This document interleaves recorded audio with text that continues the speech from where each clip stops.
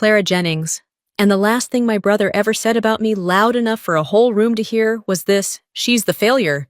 Every family has one." He didn't whisper it. He didn't hesitate. He didn't even look at me. People laughed.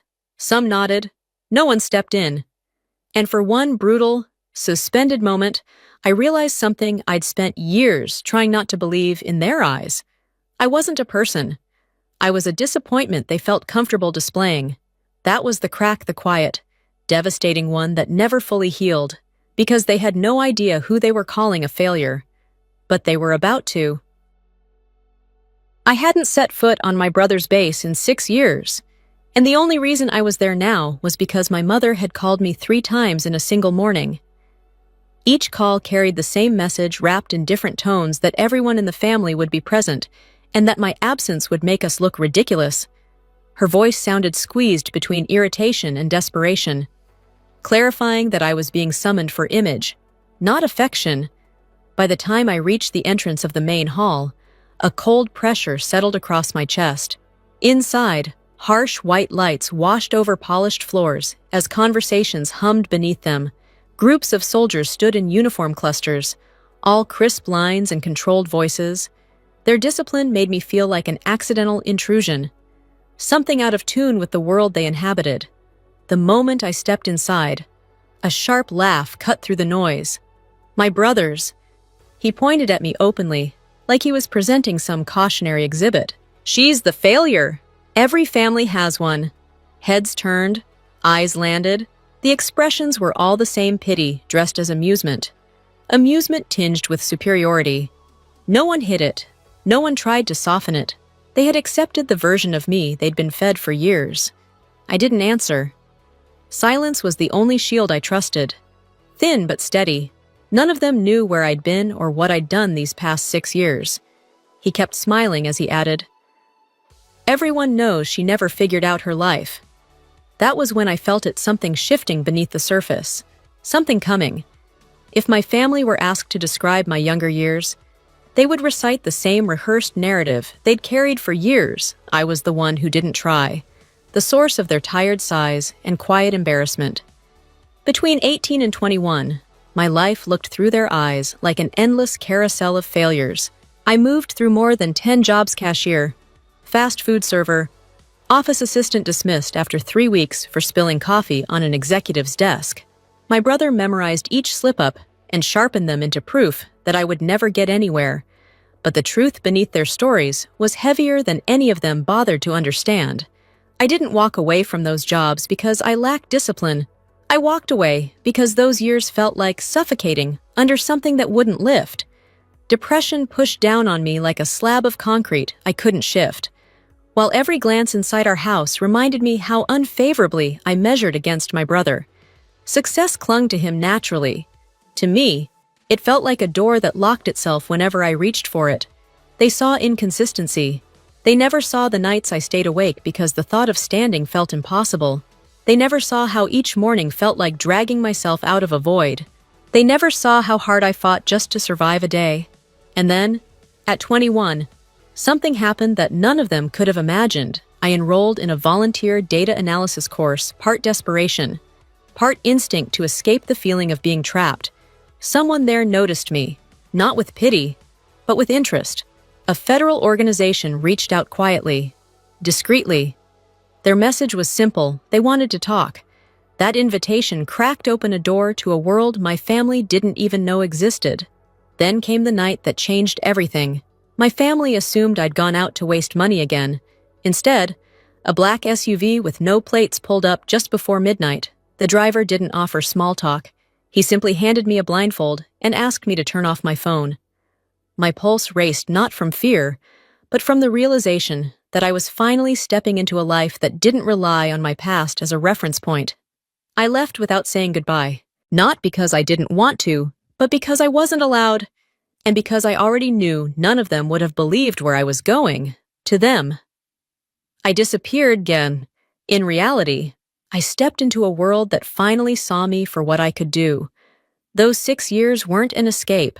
They were a life built around encrypted calls at 2 in the morning, files routed through channels that didn't officially exist, and long corridors where the lights never turned fully on because those who walked them weren't meant to be recognized.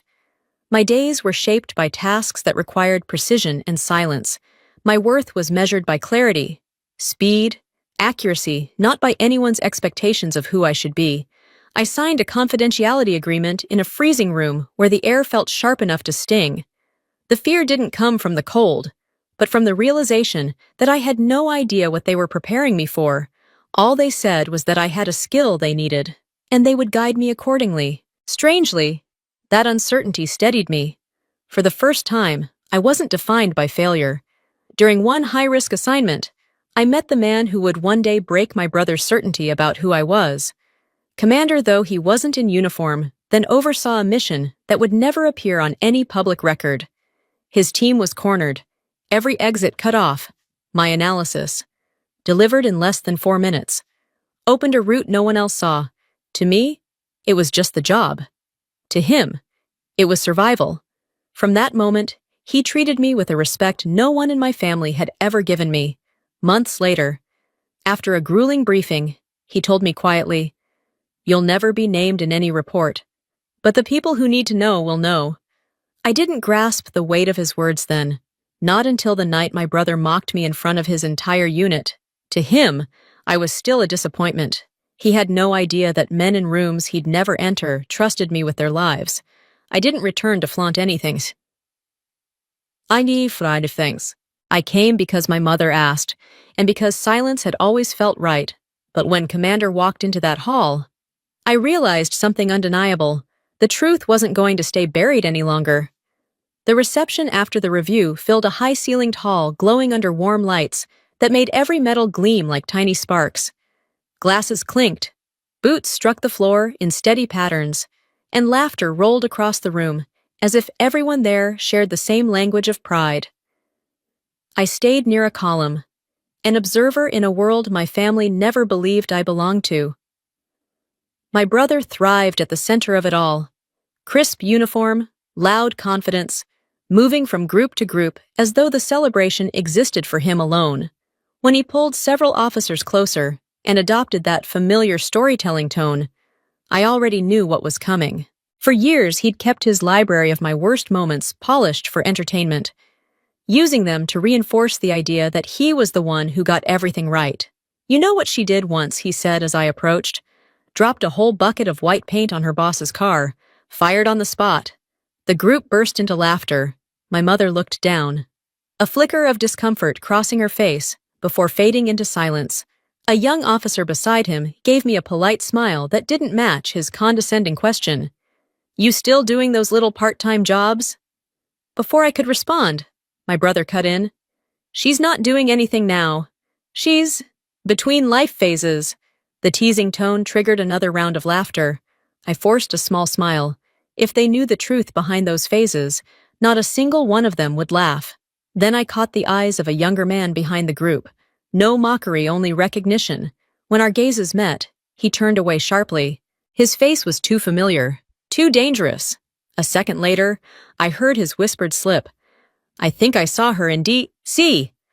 But that file wasn't supposed to show faces. His companion kicked him under the table. My mother touched my shoulder.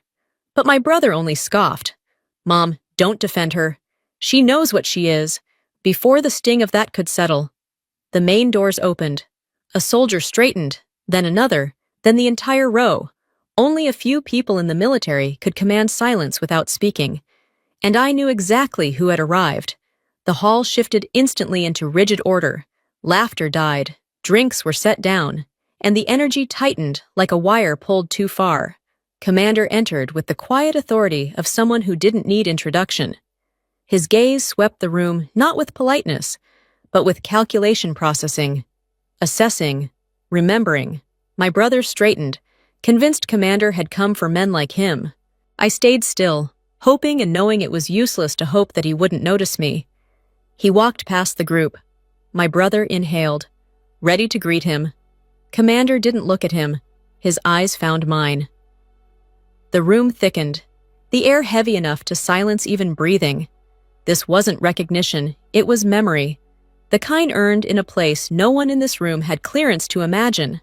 A lieutenant behind him paled, understanding exactly what that look meant and exactly how few people ever received it. Commander gave me a small nod, subtle yet powerful, a form of acknowledgement no rank could imitate. The officer who'd whispered earlier froze. "No way! She's really—" He didn't finish. My brother stared at me, his certainty collapsing in real time. Commander stepped toward me. No one moved. No one dared interrupt the truth rising between us.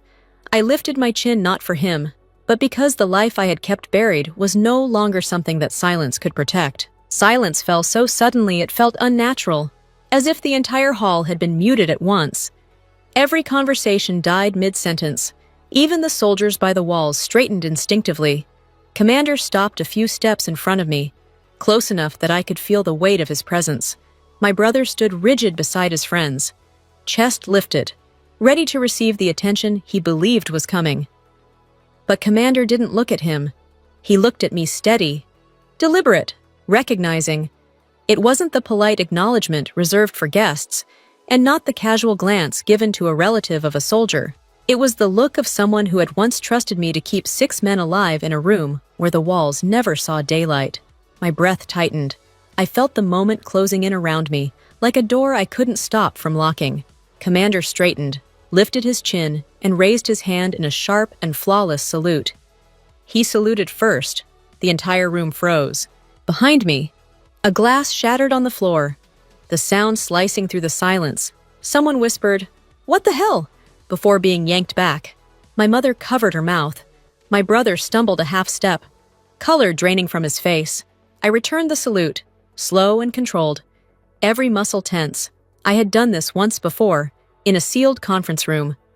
When Commander told me no one present outranked what I'd done, but doing it here, before people who thought they knew me, felt heavier than anything I'd carried. A colonel behind him snapped into a salute as well, 2 high-ranking officers honoring someone they weren't allowed to name. A soldier whispered, terrified, "Only 06 and above ever get saluted first." Commander lowered his hand. "Ma'am, it's truly an honor to see you again."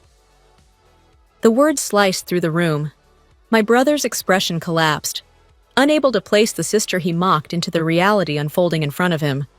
I didn't move. I let the truth scorch every illusion they'd built. No one approached me. No one spoke above a whisper.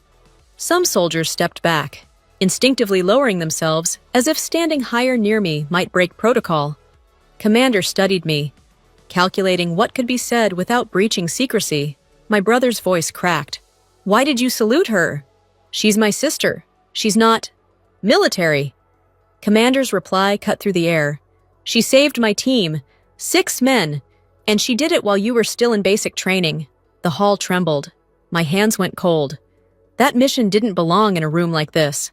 A captain asked, "Sir, is she cleared for public recognition?" "No. And that's why this will not be discussed again." Everyone understood I wasn't just important, I was restricted. A soldier murmured. The report used a code name, not a real one. His eyes widened when they met mine. My mother whispered to my brother, "You called her a failure." He couldn't speak. Commander placed a hand on my shoulder. "Ma'am, if you need more said," I shook my head. "That's enough." The room shifted, mockery replaced by caution, arrogance by respect, and my brother finally realized he had never truly known me at all. The hall twisted into an entirely different shape after Commander spoke, as if the lights dimmed. The air thickened, and every sound folded into a single heavy silence. Minutes earlier, the room pulsed with laughter and loud stories, the kind of energy only soldiers after a long ceremony could create. Now, it felt like the world had stopped breathing. My brother froze first. The confidence he always wore, the easy grin, the proud posture cracked clean down the middle. His eyes lost their focus, widening as if he'd been dropped into a reality he didn't recognize. For the first time, he was looking at me without the filter he had built his whole life. Dozens of soldiers stood still, their stares shifting from curiosity to caution, then to something close to fear. They didn't know what I was, what rank I held, or why Commander had recognized me. They only knew one thing: a man who outranked nearly everyone in the building had saluted me first. And that single gesture shattered their assumptions far more brutally than any explanation could. A young officer stepped forward, hesitated, then forced himself to stand at attention. When my eyes met his, he dipped his head, slightly silent regret, replacing the laughter he'd joined moments ago, across the room. My mother gripped her purse, eyes trembling with confusion and something painfully close to remorse. She watched me like someone realizing they had misread their own child for years. I turned away before my brother found his voice again. I didn't want to see the moment he understood the truth. As I walked out, the cold night air met me, sharp and sobering. In that chill, I knew there was no going back.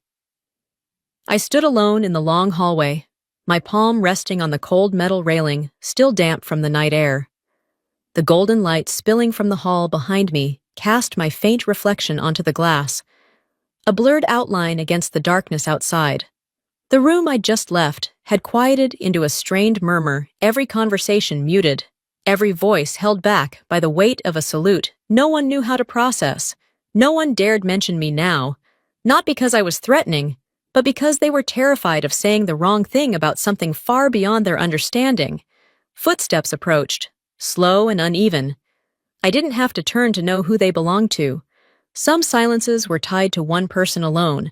He stopped a few feet behind me, as if the space between us was the last fragile shield protecting him from a reality he wasn't ready to face.